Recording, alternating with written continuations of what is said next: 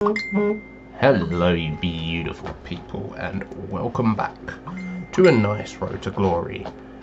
Apologies for the 6 billion phones going off in the world, but people always decide to message me as I'm recording because they are annoying.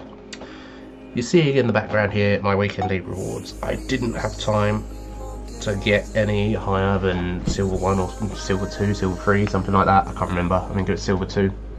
So I got crap in the rewards basically.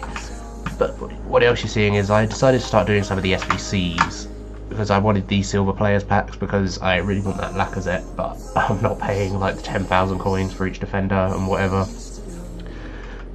I want those SBCs complete now. It's really annoying me. It's like some weird sort of OCD thing that they're not complete. I've actually got Giovinco on 19 out of 20 and I'm not going to justify doing the last one because every player I need is at least 9,000 coins. They're all price fixed to absolute hell, so I'm not doing that. I'm just gonna have to wait until bronze pack method eventually gives me a couple of them, hopefully. Otherwise it's never getting done. But anyway, what I wanted to talk about in this video is the next market crash and my market predictions. I have sold my team. Sold my players, because the market's going to start coming down now. My market predictions this year is that what we've seen already is exactly how the market will be for the rest of the year. It will steadily decline for a bit, as it did up until Black Friday. Well, it was not the Monday before Black Friday, the Monday before that, so 2 weeks previously, was when players were at their cheapest, which for me means that you want to buy your players, sell your players now if you can. Obviously if you need them for the weekend league, keep them, because you're going to do better in the weekend league. But if you can manage in the weekend league, or you're not playing in the weekend league, sell your players. I would say, well, not now actually, my apologies, because it's Sunday. Sell them next Friday, get rid of them, cash out. That'll be the 9th. Team of the year is supposed to be released on the 9th of January. And I think you're going to want to buy your players either in late December, potentially around the 27th, or the 2nd of January. I think that is when players are going to be at their lowest for the next few months. And it could possibly go as late as the 5th, because Team of the Year is a little bit different to Black Friday, isn't it? It's not just, oh wow, there's going to be a load of special packs released. It's going to be the best players in the game, theoretically, will be in the packs there. So everyone will open packs, and there will be a lot of coins spent. So it will be slightly different to Black Friday, but I would say by the 5th, you should buy them. Ultimately, you need to keep an eye on the market, and from just after Christmas, you want to keep an eye on the market and see if player prices are going down or going up. If they start to go up, buy as soon as you can. If they keep coming down, buy when you're happy with the price. If you're looking for a specific player, set yourself a price that you'd be happy to buy. At the moment for this series, after I've sold my team, I'm looking to pick up a legend, and I've set a price in my mind that I'm happy to pay. And if he comes down to that price, I'm just going to pick him up and just roll with it. If I lose coins, I lose coins. If I make coins, I make coins. It's all fantastic. But anyway, as I was saying, apologies for my nose, have a cold. I think the market is going to act very similarly to how it already has this year. If you look at player prices, not now, but maybe last week, they were very similar to where they were at the start of the game. The market rebounded so strongly, much stronger than it has done in previous years. Previously, obviously, prices would crash, then they rebound a little bit, but not back to their original value. Players now are kind of back to where they started out at the start of the game, when everything's really expensive. So and this is down largely, or entirely, not largely, to the weekend league. People need and want the best players for the weekend league. You can't go into the weekend league with a weak team and expect to do well unless you're truly exceptional at the game. You even look at all the pros, they all rock legends, Bales, Ronaldos. They're not using average teams. I think Bruce Granick actually has used a pretty average team this weekend and done quite well. And that's what I mean, you have to be that level of exceptional, like a professional player. If you're not that level, what is going to happen, in my opinion, is from now until the 5th, I want to say, player prices are going to keep dropping steadily. Then, when they're at a certain point, everyone's going to buy them back, and they're going to go back up to a similar level to where they're at now. It's not going to go all the way back up. It'll be a little bit less, maybe 100k less on the big players like Ronaldo now. I think he's 1.6. I think he'll probably drop to about 1.1 mil pre-team of the year, and then he'll rise back up to about 1.5 when the crash is over and people start buying back. That is my prediction. And then it's going to be a similar pattern throughout the year. Player prices will keep coming down until a point where people want to buy them back because of the weekend league, and it's just going to be the cycle constantly repeating itself. So ultimately, you're never going to lose too many coins as long as you don't panic sell.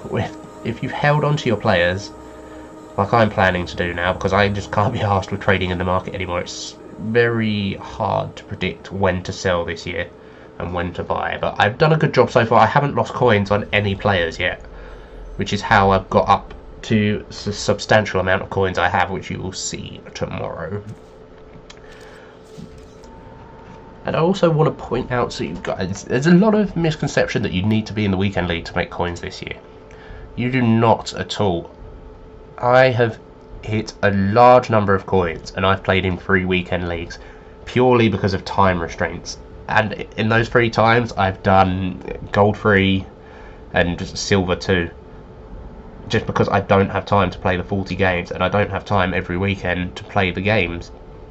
You do not need to do that.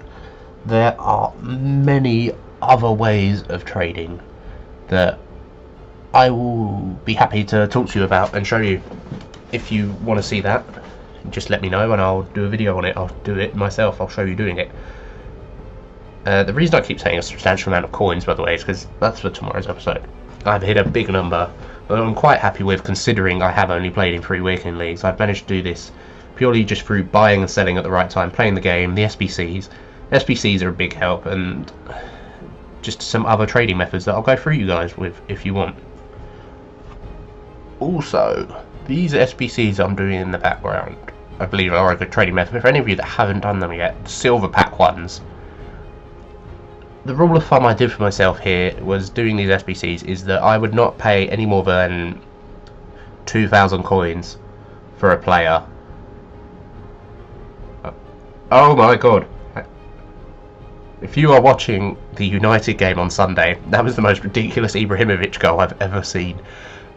He's managed to hit the post, hit the bar, and it's just bounced over the line according to goal line techers. Fantastic. Sorry, I'm getting distracted. What was I saying? Yeah, SBCs, if you haven't done the league specific ones, do them for the silver packs. Also, for those of you that don't enter the weekend league, don't get free packs, do the Purbet, I don't know how you pronounce his name, the Belgian League SBC. Get yourself that 100k pack, save it for Team of the Year. That's my plan. I'm going to start stacking packs now for Team of the Year. Particularly for the Sunday and Monday, or Saturday and Sunday. Whenever all 11 players are in the packs, do it. Don't waste it when, I know it's hard, temptation is there, when the defenders are released, because the defenders are always the least valuable. Don't do it when the midfield, just do it at the end when you've got 11 players in packs, so your chances of getting one are much higher. 11 out of whatever, how many gold rare players are there? Like 1,000? 11 out of 1,000 rather than 3 out of 1,000. Much better odds, 3 times the chance. Anyway, let's get back to the market. What was I saying? Yes, my prediction. Sell your players now if you don't need them for the weekend league. If you can get by with a cheaper team, if you've got untradables, use them. Sell your players, bank your coins, hold on to them. The market is going to start dipping. I believe you want to buy back on the 2nd. Yeah, the 2nd, sorry.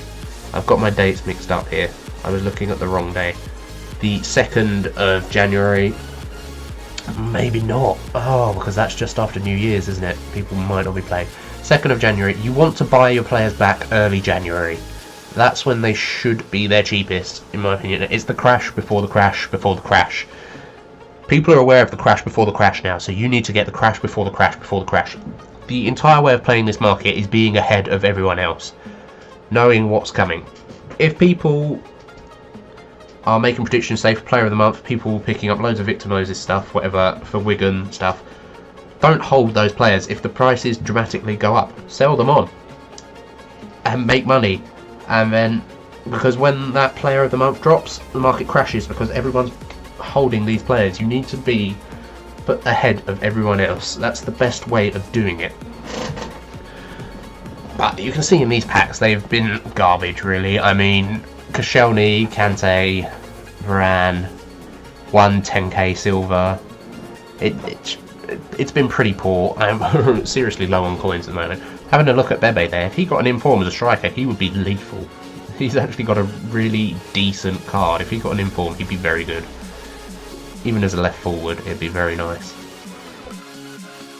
Anyway, guys, that's all I've got to talk about today. I'm so sorry for my cough, my cold, my constant sniffing, my probably horrendous sounding voice. Tomorrow I'm going to be dropping a squad builder with my new team, with my new legend that I've managed to get already without putting any money into the game. And it's not like Valderrama or anything.